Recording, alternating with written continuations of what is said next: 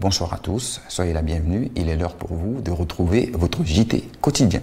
Aujourd'hui, nous nous intéressons aux habitants qui vivent dans les quartiers informels et à leur vie quotidienne depuis le confinement. Pour cela, nous avons été à la rencontre de Johanna Ollier, directrice du Maroni Lab, ainsi que de Lipner Arulus, un habitant du quartier malgache.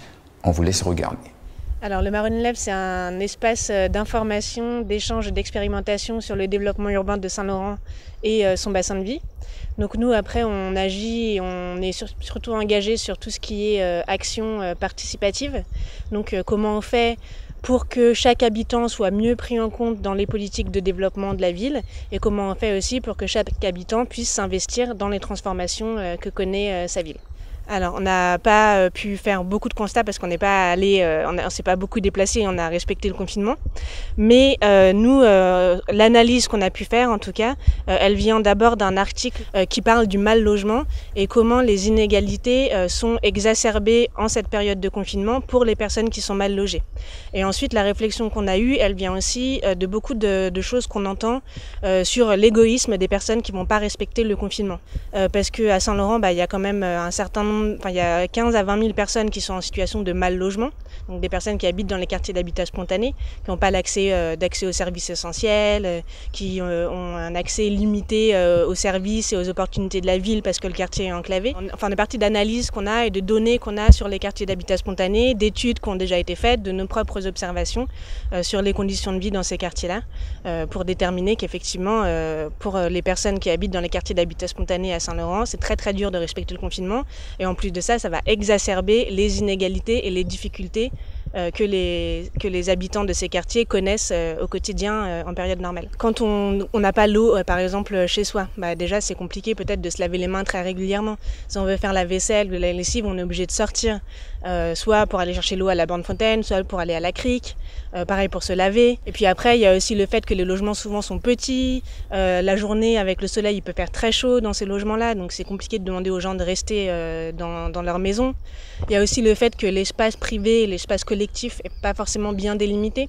Donc si les gens, même en restant autour de chez soi, en fait on prend quand même le risque d'avoir des personnes qui vont venir traverser notre espace. Enfin, cette crise du coronavirus, ça va avoir un impact économique long terme sur la situation économique de la France, mais à court terme, on peut aussi dire que les personnes mal logées, et notamment les personnes qui habitent dans les quartiers d'habitat spontané de Saint-Laurent, elles subissent un impact économique immédiat. Il y a beaucoup de personnes qui habitent dans les quartiers spontanés qui vivent de petits jobs. Et donc là, en cette période de confinement, ils ont dû arrêter ces petits jobs, donc ils n'ont plus de revenus. Liés à leur boulot. Et en plus de ça, comme c'est des boulots, des emplois dans le secteur informel, ils vont pas non plus toucher le chômage. Donc eux, il y a vraiment un impact économique immédiat sur leur situation. Donc ça, après, ça peut aussi engendrer d'autres risques. Donc effectivement, on sait que ce genre de crises sanitaires ou crises économiques, sociales, il va y en avoir de plus en plus dans les prochaines années, des crises aussi environnementales avec le dérèglement climatique.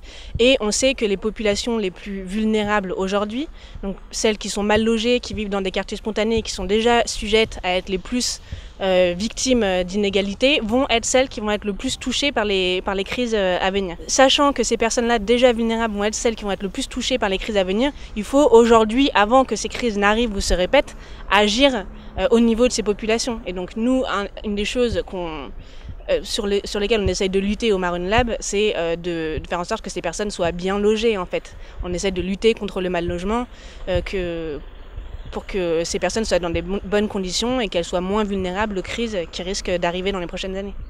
C'est un quartier où chacun héberge 2, 3, 4 personnes chez eux, tu vois. Donc voilà, ici, c'est un quartier où on aide beaucoup aussi.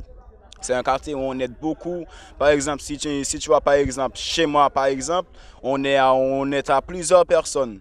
On est à 8 en ce moment. C'est possible de respecter les mesures de confinement. Et puis le message à faire passer, c'est par l'État français, je dirais. C'est plutôt de dire aux gens, voilà, il faut se laver les mains, comment il faut faire après. Et après, Après, il faut porter des masques. Selon moi, c'est ça qui m'a été dit parce que l'on a regardé. Si les gens n'ont pas porté masque et pourtant, vraie raison pour protéger, c'est porter un masque de protection parce que la maladie, c'est une maladie qui entre en dedans, par exemple, dans la bouche, dans l'oreille.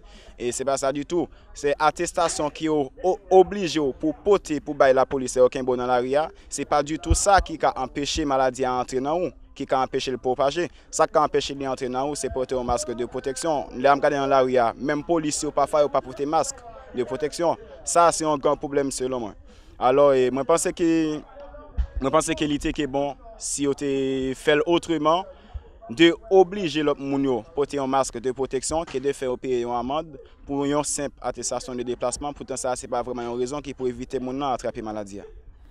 Sachez que vous pouvez trouver des consignes pour désinfecter vos courses sur le site de l'ANSES, ANSES, qui n'est autre que l'Agence nationale de sécurité sanitaire. Tapoanet, Yusanaki ANSES, ANSES, AP, yu ekisi vous sabi, sang yumudu te yugona wenki of woyo gobay nyanyansani, fa fu désinfecter sang yubay.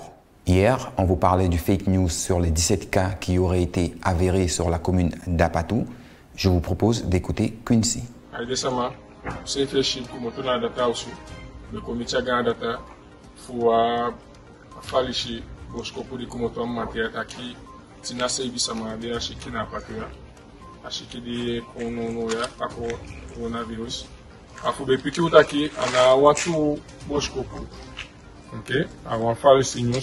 il y a des gens qui sont doing, wani koli sama, ma wamu fele, dena ya ikefa dena pampila di departi.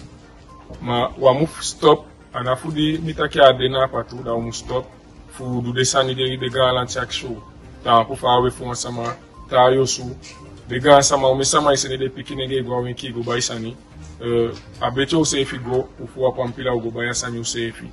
Utaki usefi au souhaité.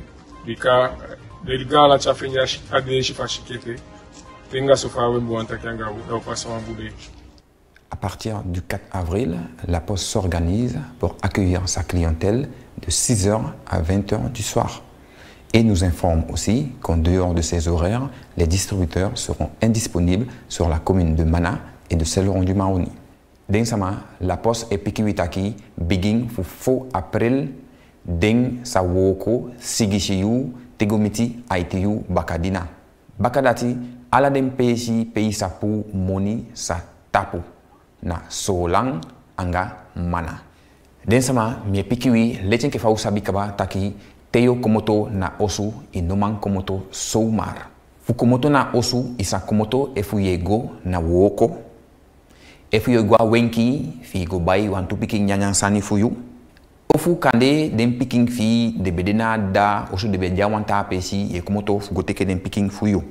Imu sabita ki fu doala de saniaso a pampila imu fueng na fashi amu fu bom bika efu you no fu a pampila fuyu ne inga lanti den shikoutu wakamiti de bala de sanaki wambotu. So se fitu leche ke fa usabi ga lanti poti a weiti taki neigiyu tegomiti feifiyu musude nawa sama numak fudina ganda. Dus denk sama meke moiti pour beli fu holi aweiti fu galanti. C'en est tout pour aujourd'hui. Merci. N'oubliez pas de vous abonner sur nos différents sites. Quant à nous, nous vous retrouvons demain.